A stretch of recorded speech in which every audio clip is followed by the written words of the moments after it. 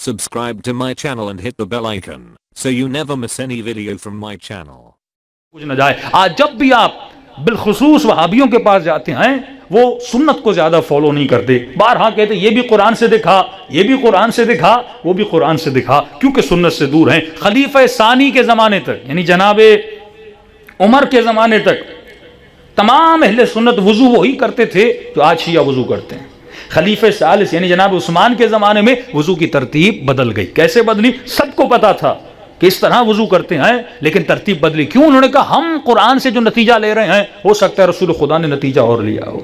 तो उन्होंने कुरान की आयत पढ़ी कि फ़ग़सिलू वजूहकुम व अयदीकुम इलल मराफ़िक़, धो अपने चेहरों को, व अयदीकुम, यद हाथ को कहते हैं, अपने हाथों को कहाँ तक? मिरफ़क़ तक।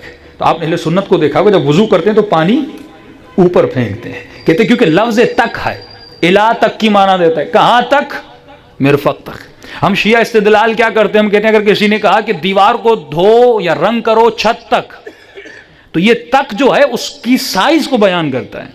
हाथ यहां तक भी हो सकता है, यहां तक भी हो सकता है, यहां तक भी हो सकता है। तो अल्लाह ने साइज को बयान किया, तुझे कहां तक हाथों को धोना है, यहां तक धोना है। लेकिन धोने का भी एक तरीका होता है। कोई ऐसा रंग साज बताइए जो दीवार को नीचे से ऊपर तक रंग लगाता हो। ऊपर से नीचे लगाते हैं, नीचे से ऊपर। भाई अगर नीचे से ऊपर जाएगा फिर ऊपर वाले छींटे नीचे गिरेंगे।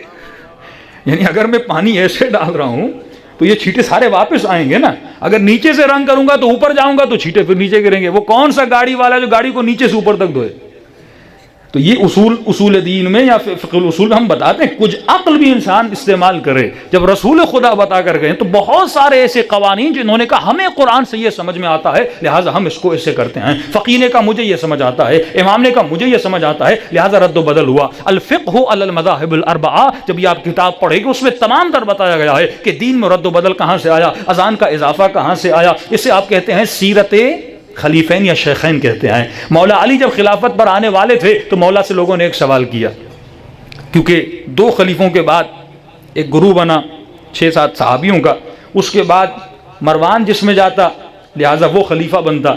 तो इमाम से उसने एक सवाल किया, अली मैं एक सूरत में आपकी बेअत करूंगा, आप खलीफे बन जाओ, मुझे कुछ सवालों का जवाब दो। इमाम ने कहा जी का पहली शर्त यह है आप अल्लाह के दीन को, वहदानियत को नाफिज करोगे। मौला ने कहा नाफिज करूंगा, इसमें कौन सी नई बात है। का दूसरी शर्त यह है आप सीरत शेखैन पर अमल करोगे।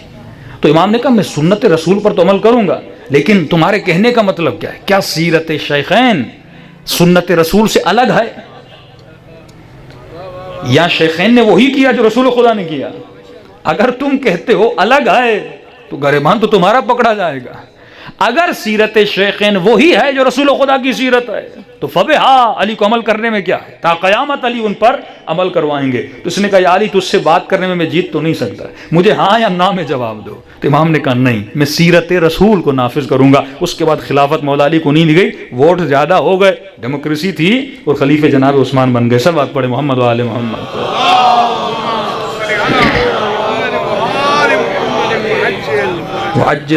तो पहली चीज जो वहां से आई ये था कि सिर्फ हमें कलाम खुदा को पकड़ना है।